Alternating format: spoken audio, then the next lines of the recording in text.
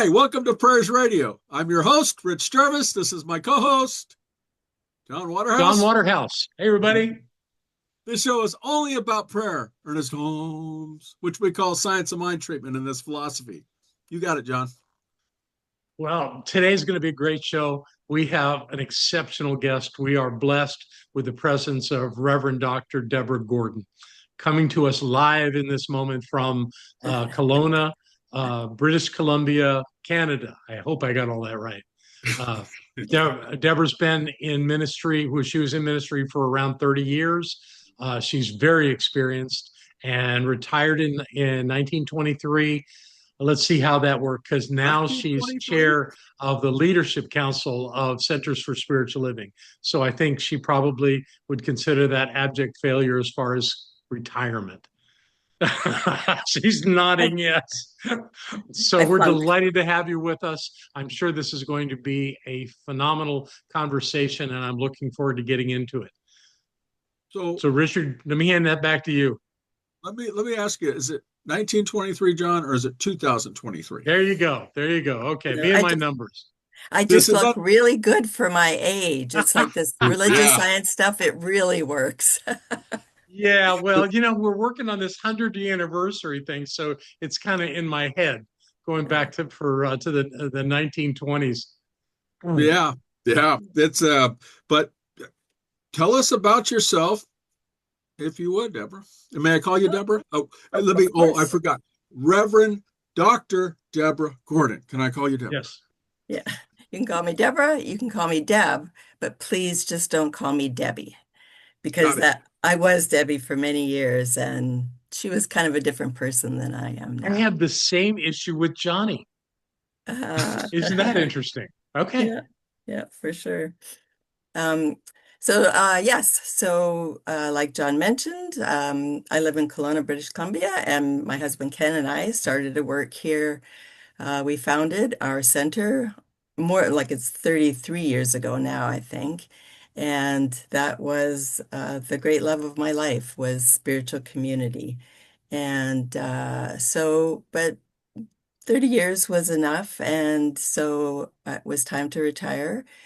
And Ken thought, because he was already retired, that I would retire and that we would just travel and lead a life of leisure and fun. And we kind of do. But in addition to that, I found that for me, being retired just was, I felt adrift. I felt like I had no purpose.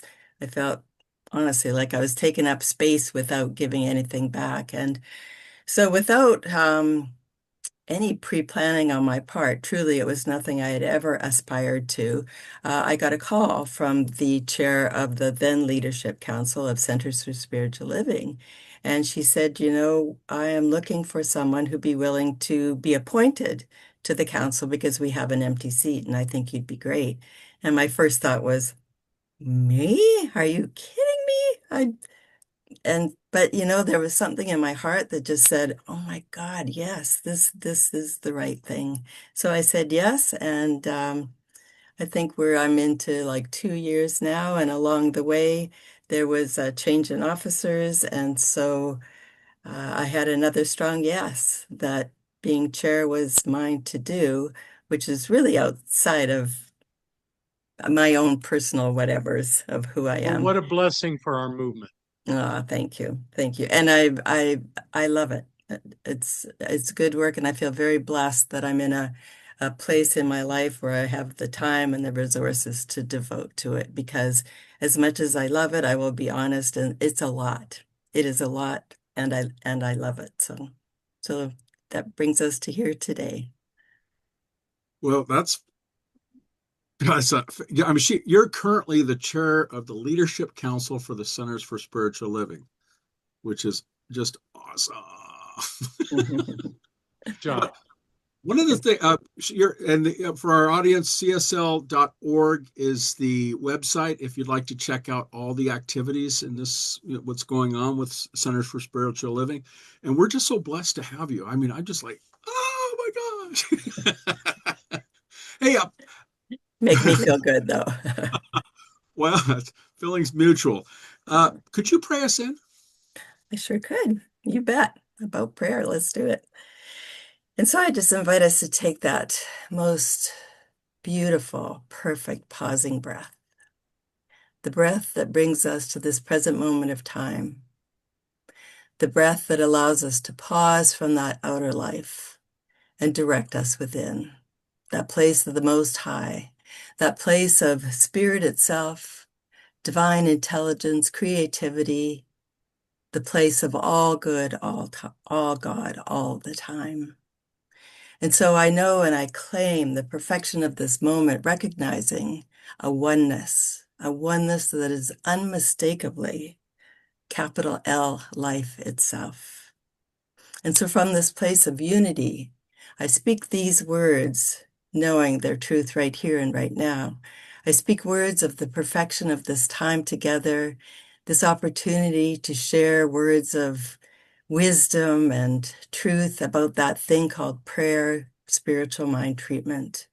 I know that this powerful tool offers us the opportunity to create awareness of how things work, the creative power of mind unified with spirit itself.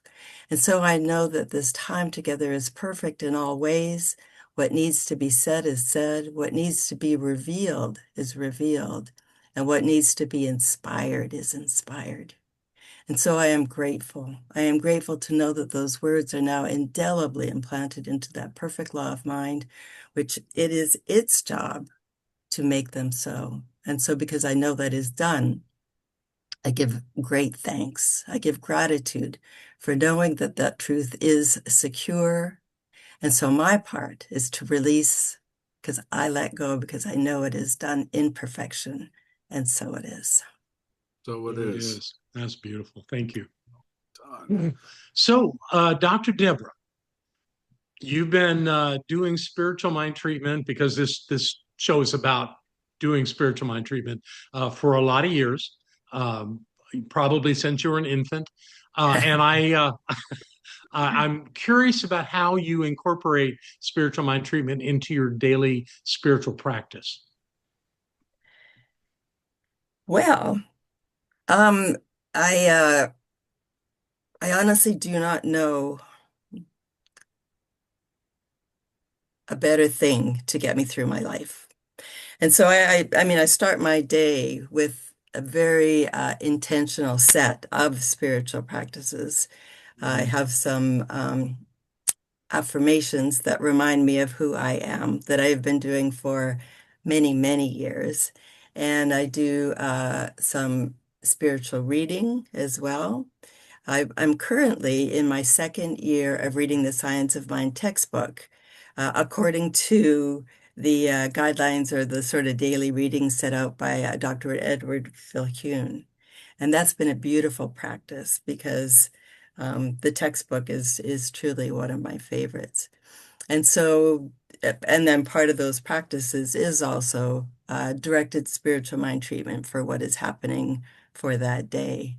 I'm also a great fan of using it before meetings, before interviews, before whatever I know that is coming up that is important, that I truly want to make sure that I'm aligned with my highest self during them, and uh, that those outcomes are also under sort of that sense of being under the divine auspices of the highest and best for all.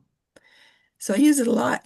I use it a lot. And I really don't, I am so grateful for it as a tool, for having a go-to that, if something feels like, I'm not sure how to do this, or, this could potentially go somewhat sideways, to be able to start centered and aligned from that place. And I'll finish that up by saying, I also have some spiritual practices that I do in the evening. And so I have a book that I have read passages from the same book for 30 years as part of my practice. And then I also do a written five thing gratitude list at the end of the day, just to remind myself how blessed and grateful I am for all of it. Brilliant, brilliant. I love that you reread the textbook. There are a lot of people in this movement have never read it cover to cover. And I just did that last year myself. After Mhm. having all these years of using endless quotations from it, I actually sat down and read it cover to cover. And I found some things that I didn't know were in there. It was great. Absolutely. Yeah. And I found kind of reading it in a different order than I was kind of taught, has been really a great, great practice for sure. That's And wonderful. like you say, Thank you. there's something new in there every time I read it. I'm like, I don't Really, it's remember true. this. Yeah.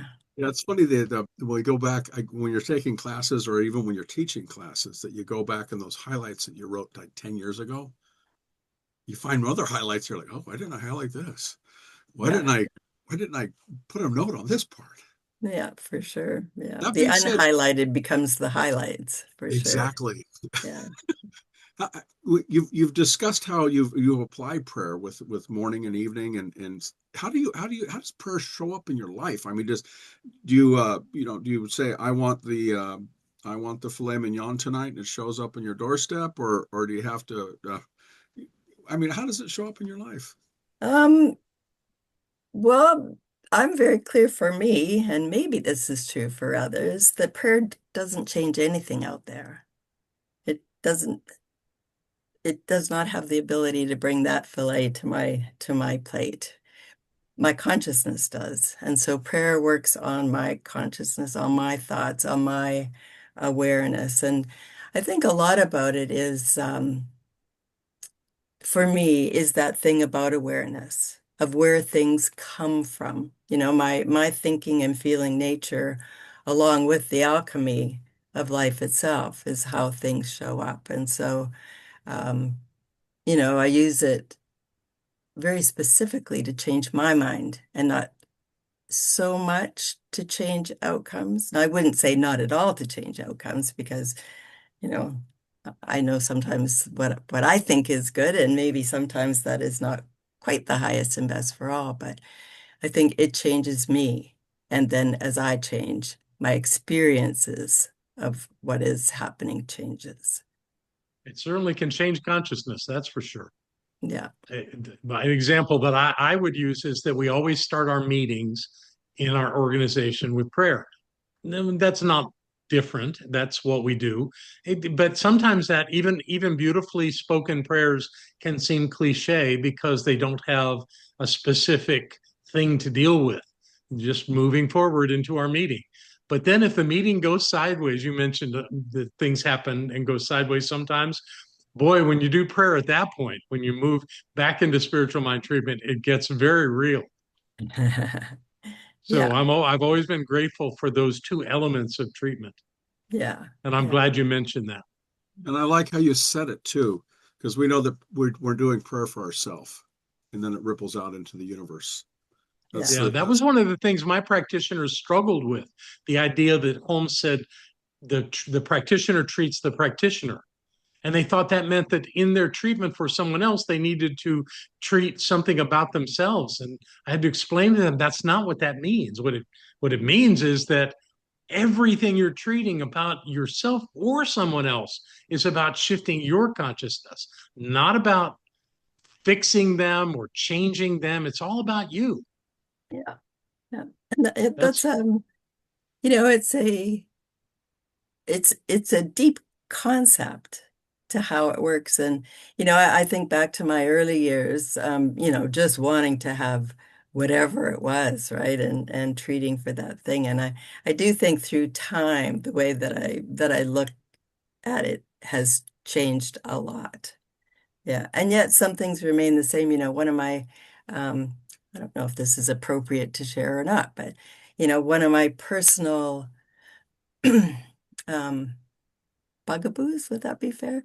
Anyway, yeah. this is not the party line, so maybe I shouldn't even say it. no, But do it. You got to do it now. but anyway, I am an adamant supporter of keeping a five-step treatment a five-step treatment. I am not fond of shortening those down to invocations and benedictions.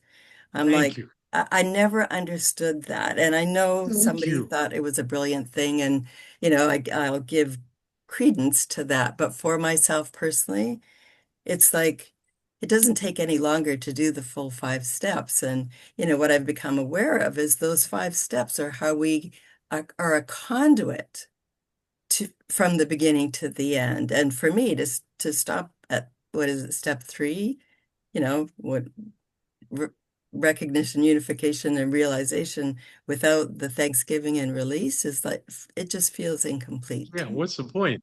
Right. So what you're saying is the culture of the community in Kelowna is to do an opening treatment or praying in, or do a closing treatment or praying out. Is that pretty much what y'all do?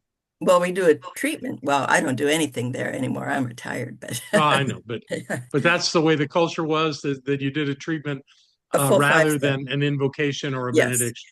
I love Yes. it. That's Yeah. exactly what we did in Asheville.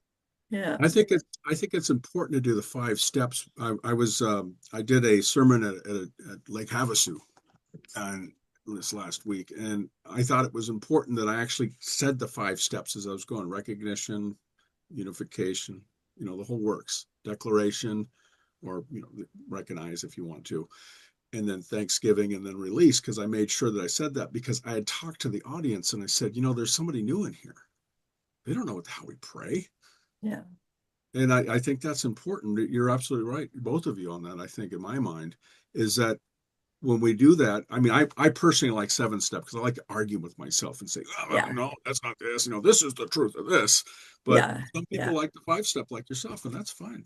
Yeah. Yeah. Or Interesting. seven. Like that doesn't do anything for me at all. See? I don't want to talk about what didn't work or isn't working. Um, I'm not interested in that. I want to focus entirely on seeing it in its full-fledged, fully orbed state.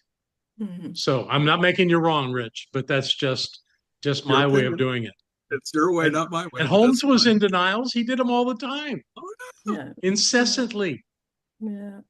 So how do you adjust your day? I mean, if something sideways comes up, the bam moment comes up, you're like, what? What do you mean my cake fell apart? Or what do you mean this car? I don't know where my keys are at. Or how do you adjust to that? How do you get out of that? Because some of us walk around and go, where's my keys? I mean, how do you I adjust? I think mean, go ahead. yeah. I don't think we're served by getting all in a panic about it. And, a little bit of calm and a little bit of breathing and a little bit of, okay, what needs to be done here. And I mean, sometimes, it's okay to, give me a little help here. And I know that sounds very dualistic. And I do not, I'm a firm knower that spirit is right here, right now. But I think that sometimes we have to work with what's in front of us Mm, and um, getting clarity however we can. And I think not in a beseeching way, but sometimes I need to have the awareness to say, okay, inner beautiful divine self, how about shedding a little light on whatever is going on here? So that, one of my favorite personal quotes is, of my own self, I can do nothing. It is the power within that doeth the work. And I know that that power is me, as me, and through me. But accessing it, from my human mind sometimes takes me to that place that sounds a little bit like there's two of me in here. I'm aware that that is not the case, but sometimes I think we need to take a step outside of the circumstances to get there. And so, I use that a lot, is the power within that doeth the work. And for me, That's that's a what hard treatment does. trait. That's a hard trait for human beings to break. That dualistic idea Yeah. that there's someone that we're praying to, there's someone that's going to help. I mean, I had help in my life. My wife helped me all the time. She had a little ditty she would say when I would lose my keys, which I pretty much did regularly. I would say, Barbara, say the thing. And she would do it. And it's real simple. She would say, I know there's nothing lost in divine mind, including John's keys. I know they're here. I claim them. I support them. I give thanks for them. And so it is. That's all she had to say. And usually by the time she would say, I know there's nothing lost, I would go, here they are. But there was something that I got hooked on, thinking if I heard her say that, I would find my keys. And so then you did. yeah. always, Yeah. without exception. But when after she, made her transition, I had to put a hook on the wall to put my keys. I guess I could have done that years earlier, but I kind of relied on her. Right. Yeah. So Deborah, I mean, you've been in this philosophy for a while. I mean, how have your prayers changed over time?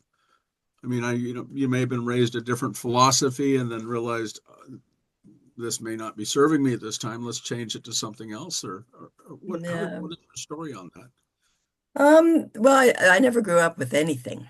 My parents were Wow. very lapsed Catholics, and we had no spiritual life, no religion, no anything. But so the question is, how have my prayers changed through time? So before religious science, for me, there was no prayer. There was just whatever. But then when I discovered the science of mind in Palm Desert, California, way back when with Dr. Tom Costa, I'll give him a shout out, and learned spiritual mind treatment. I mean, I'm just this way. I'm very, like you heard me talking about still doing the 5 steps and liking the 5 steps. I learned the 5 steps and learned them very well and did them in that fashion for many, many years. What I found, what has changed through time, is being able to go to those 5 steps without even consciously thinking about them. After doing them for so long, it just has become ingrained in me, you know, that there's God and absolutely nothing else. I am one. Here's my keys. Thank you. And letting go. So I think they've become much more, maybe sometimes shorter, and some probably done with more faith and more trust. That's why they're shorter. That's why they're shorter. Yeah. I'm just clearer about what's happening here. And, like we were talking about the 7 steps before, that argumentative is more a convincing of our subconscious mind of what's going on. I think after years in the teaching, I have more of a trust and a faith of what's already going on there. So I can go maybe more direct. Great answer. I want to talk to you about teaching spiritual mind treatment, which you've obviously done for many years. Do you have any, I don't want to call them tricks, nuances perhaps, of ways that you would bring concepts to your students around the idea of a 5 step treatment that you found that was helpful to your students in kind of grasping the whole idea of it? Anything come to mind? Um, well, we used to use that. What was it? Rooter? Are you ready to receive? Are you RTR? We used to use that a lot. And the other thing is we used to use the what we would teach the kids in Sunday school. The 5 steps of treatment. You know, hello, God. It's me, Deb. We're together. This is what I want. Thanks a bunch. Goodbye. And that, I mean, that's a pretty easy, I think most people could grasp that fairly easily. Yeah. It One thing really I is just that simple, isn't it? well, it is, and it is, and it I didn't ain't. say it was easy. I just said it was simple. Yeah, it's simple. Yeah. Yeah. So what you were going to mention something else before that? What was that? Totally sidebar. It's just a total place of interest for me right now. I'm not Okay. even sure I should bring it up, but I'm fascinated by it. Well, this is And conversations. Go for it. so my friend Jim Lockhart is working on a new book, and he graced me with letting me kind of read along with it as it is now. And one of the things that he talks about, like, so we teach a lot of very direct cause and effect in our teaching. You think Mhm. these things, this is going to happen. And what he is kind of exploring in this part of the book I just read is that perhaps that relationship isn't quite so direct as we might have hoped it is, that there is much more mystery in the universe. There is much more, and he talks about quantum physics and like all sorts of things happening, right? But there is, and I don't want to take away from our teaching or spiritual mind treatment, but there is perhaps less certainty than we might want to believe. Now, maybe this is just me crazy after being in this for so long. I'm looking for the nuances and whatever. But there is something in me that just really rings true to that. So being more, um, way less, I'm praying for a fillet to show up at my doorstep, but I'm praying to receive the very best and allowing life to bring that to me, allowing a greater good perhaps than my own limited thinking might be aware of. And for me, that lies in the mystery and the trust and the faith of something greater. So Usually, that would be creating an outcome that you hadn't yet identified, just that it's a good outcome. Is that the S- basic premise there? I think that's what I'm thinking about. Yeah. I always add in the declaration part after I wish for my pony and boat and things like that.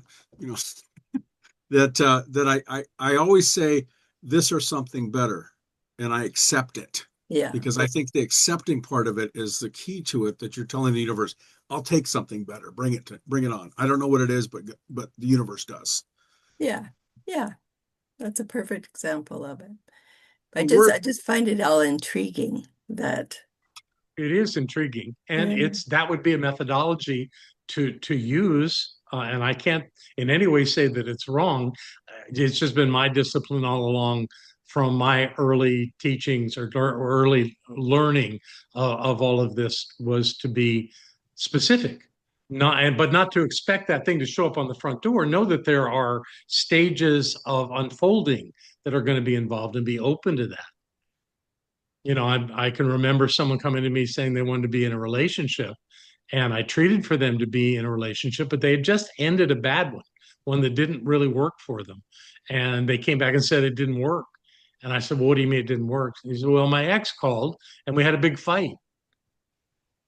And I immediately said to the person, "But that was the answer to the treatment. How are you going to be in a loving relationship if you're still holding all that stuff against the last person you were in a relationship with? And you're not willing to heal that. How's that? How are you going to have the thing you want?" And that kind of blew their mind. But I've always believed that you focus on the outcome that you're envisioning once the thing is completely manifest and materialized into your life, whether it's a relationship or a health condition. That the idea is, be there in that, see it, feel it, smell it, touch it, taste it. That's what to me makes it real. So you had mentioned the Science of Mind already as a book. What other Science of Mind book do you like that's written by Ernest Holmes? Probably my other favorite is the Holmes Papers. Mm. So I have a fondness for reading his direct words. And so the Holmes Papers is a compilation of his transcripts from talks and stuff like that. And so I like reading his words. And this is not a Holmes book, but for the same reason, Mark Gilbert has a book out, Ernest Holmes at Asilomar, and he took Holmes talks that he did at Asilmar through all the years and transcribed them. And I just love to immerse myself in how he said things. And I mean, sometimes, like we know Dr. Holmes, like we know some other people, just went on and on and on and on. And, some of his sentences are just total run-on sentences and a little bit of like parts of it just don't make sense, but that's really, how he talked, which is the way. So I love that sort of direct experience of what he said. He'll be kind of going on, and then he'll say something that is just stunning. Yeah. Hmm. It will blow your mind. Yeah. Right now, I'm reading Love and Law, and those are transcribed lectures from Yeah. the early days, from the 20s. And there was something in there that just blew my mind. And I've talked with you about it, Rich, where he says that when he talks about law, and he says in understanding cause and effect, where is spiritual law? Where's the subjective mind? And it's amazing in that book, he says that it's in effect. It's not that is not part of cause that we're using it. Therefore, it Mm, must be in effect. And that totally shifted my understanding. mm, mm. Never heard Fascinating. that before. Yeah, for sure. For sure. So we have about 3 minutes left here, so we have two questions left. No, no, no. We have to keep going. I could keep you for a while. Go ahead, Go ahead. please. Oh, okay. I'm going to ask the question: how do you explain this philosophy to somebody that you just met? Sort of like your elevator speech. And what are your thoughts on that? How do you do that? That's one of the hardest questions, I think, and I think it depends who it is that I'm talking to. So if it is just sort of a stranger and it's like whatever, I usually I've I found that I actually go to sort of a much more secular way of talking about it. It's something about it's about being our best self and how to create the life that is ours to live and how to be more intentional, how to be clearer. Uh, and I kind of found through the years I would stay more away from the God parts of it. And I think as a minister, we're always hoping, to attract the next person to share this amazing teaching with. And so I didn't want to close any doors before it was time to close them because sometimes people didn't want to hear the God parts of things. Uh, so yeah, I usually so being our best self, using our minds as the creative force that they were meant to be, and bringing out the true potential of who we can be and who we want to be, and sharing That's ourselves with the brilliant. world. I think that's really smart. You bring up God, and most people go into a dualistic understanding immediately, and you've lost them Yeah, because that's contrary to who we are and what we do. We don't yeah, do dualism. We just yeah, don't. Well, yeah, I for want to sure. say that I've enjoyed this conversation immensely. Getting to spend time with you, Dr. Deborah, is always a joy in my life. So thank you for doing this. My final question to you would be, what would you like people to walk away from this conversation with? Many years ago, I heard Johnny Coleman say one line that has really stuck with me, and it's it works if you work it. Yeah. So, using the tools, I guess getting awareness of the tools first, and just using them, just as a discipline, as a practice, and most of all, as a reminder of who we truly are and that power within us that is there. And I think it behooves us. It works when we bring our attention to it, when we bring our awareness to it, where we bring our intentionality to it. And so that's what I would want to leave us with. That's a perfect ending. And I would ask one more thing. Would you please treat us out of our time together? Is there something else to do? You want to talk about anything else, Richard, before we do that? No, I was going to say that go ahead and pray us out, and we're just so grateful to have you here. Ah, thank you. Well, it's been a pleasure being here. I feel very honored. So thank you. Thank you. And so let us just go within and know that there is one life. That life is God. That life is perfect. And that life is my life right here and right now. That life is the life of all. And so I am grateful for this time together to know that this opportunity has presented itself to do that very thing, to remind each of us of the truth of our being, that we are love, that we are spirit in action. And so I am grateful for this time together. I am grateful for all that it took to create this and to outpicture it into the world. And so, with that sense of gratitude, it is with great thanksgiving and faith that I release this to law and let it be. And so it is. So it is. So it is. Thank you. Beautiful. Thank you. Well, I am Prayers Radio, and we're not going to thank, we are thanking our, our guest, Deborah. And we'd like to, John, where can they find you at? Well, I have a different podcast that I do called Higher Reality on the Edge of Understanding. The easiest place to find that is on Substack, and it would be at Mystic Living Press on Substack. And you'll hear some really interesting conversations about science merging into the world of spirituality. And also, they can find me on Amazon. My latest book is out. It'd be good if I held it Show up the right. book. Show the book. That's it right there. There it is. Bring it over. Bring it over. Nice. Like there that. you go.